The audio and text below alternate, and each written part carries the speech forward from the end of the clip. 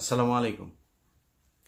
আপনাদের কাছে একটু বিচার দেওয়ার জন্য ভিডিওটা তৈরি করছি। আসিফ নজরুল বিডিআরের যেই সদস্যদের আপনার বিচার চলছিল শেখ হাসিনার সময়ে, প্রায় 7 মাস হতে যাচ্ছে, এখনো পর্যন্ত তারা জেলখানায়। আমরা এই বিডিআর নিয়ে অনেক কথা শুনেছি যে এটা ভারত এসে করিয়েছে, যেসব যারা খুন করেছিল তাদেরকে সরিয়ে দেওয়া হয়েছে, সাদা গাড়িতে করে, কালো অ্যাম্বুলেন্সে করে, নানান কথাবার্তা শুনেছি না আমরা।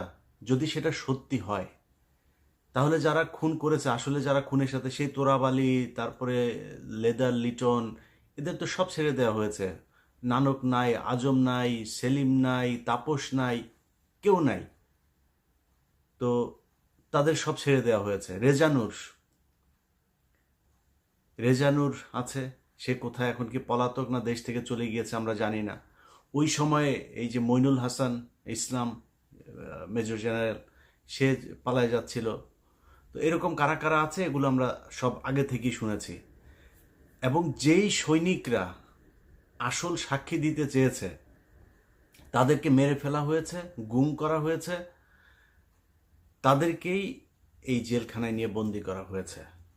যারা খুন করতে চেয়েছে, যারা খুনের সাথে জড়িত ছিল, তাদের তো সরকার বহু আগেই ভারত পাঠিয়েছে, মেরে ফেলেছে, পালিয়ে যেতে সুযোগ দিয়েছে। নানান এই ইতিহাস আমরা গত 15 বছর ধরেই শুনছি, এগুলো তো জানা, এটা নতুন করে উদ্ঘাটন করার কিছু তো নাই। আসিফ নজরুল 7 মাসে এখন পর্যন্ত এই বিডিআরের যে নিরীহ জওয়ানগুলো, যারা সব সত্য কথা, সত্য সাক্ষী দিয়েছিল, তাদেরকে আসামি বানিয়ে শেখ হাসিনা জেলখানায় রেখেছে। তাদেরকে এখনো আসিফ নজরুল জেলখানায় রাখলো। তাদেরকে জেলখানায় রাখার জন্য আসিফ নজরুল যত ধরনের ষড়যন্ত্র আছে সব কিছুই করছে। আমরা সেই 5 তারিখের পরের এই পর্যন্ত মোট 4টা শুনানি হলো। 4 শুনানিতে সবশেষ জানুয়ারির 8 তারিখে আমরা মনে করেছিলাম 9 তারিখে কিছু একটা হবে, অন্তত কয়েকজনকে ছাড়বে। দেখেন আসিফ নজরুল এই মানে ইন্ডিয়ান রয়ের এই সদস্য কত বড় খারাপ, কত অসভ্য। ওইভাবে পারে নাই। প্রথমবার বলেছে পিপি নিয়োগ হয় নাই, তারপরে বলেছে পিপি প্রস্তুতি নেয় নাই, তারপরে পিপি পুরো রায়ের কপি সব পড়তে পারে নাই। এবার কি বলবে? কিছু তো একটা বলতে হবে। এখন ওই যে বক্সিগঞ্জের আপনার যেই কি আলিয়া মাদ্রাসা যেইটা, ওইটার মধ্যে নাটক টাটক সাজায়া, আবার তার মধ্যে আবার স্টুডেন্টদেরকেও এখানে নাটকের অংশ বানিয়েছে। কেউ যায় ঘর পুড়ে দিচ্ছে, কেউ করছে। আরে ভাই, আপনি ওইখানে করেন না বিচার, তাহলে কোথায় করবেন? আপনি জানেন না 9 তারিখে বিডিআর এর শুনানি আছে? জায়গাটা তো ঠিক করে রাখবেন, সেটা ঠিক করেন নাই কেন? একদিন আগে থেকে বিডিআর এর পরিবাররা দেশের বিভিন্ন জায়গা থেকে, গরিব মানুষ এখানে এই শহীদ মিনারে এসে শুয়েছিল, কেউ যাইতে পারে নাই। আসিফ নজরুল শাওনের ঘরে যাইতে পারে, শহীদ মিনারে যাইতে পারে নাই, গিয়ে একটু বলতে পারে নাই যে আপনারা কোত্থেকে আসছেন, আমরা আপনাদের পাশে আছি, আপনারা তো আমারই দেশের মানুষ, ওকে আপনারা ঘরে ফিরে যান, আমরা দেখছি। আসিফ নজরুল বলার সুযোগ পায় নাই।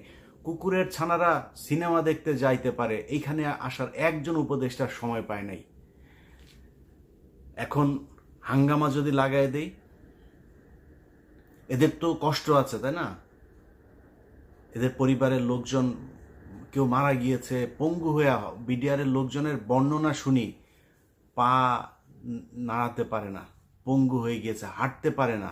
কন্ডেম সেলে যারা থাকে তাদের অবস্থা আরো ভয়ঙ্কর।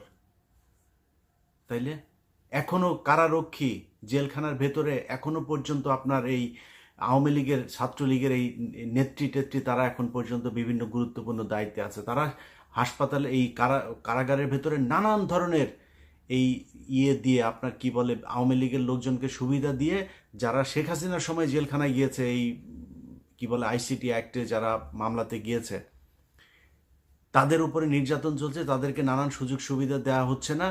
আর আওয়ামী লীগে যারা যাচ্ছে তাদেরকে সব ধরনের বাসা থেকে খাবার টাবার সব কিছু চলছে। এইভাবে এখনো পর্যন্ত জেলখানা চলছে। তো এই মানুষগুলোর পরিবারের তো কষ্ট আছে, তাই না? এদের তো দেয়ালে পিঠ থেকে গিয়েছে। তাদের জন্য 9 তারিখে এই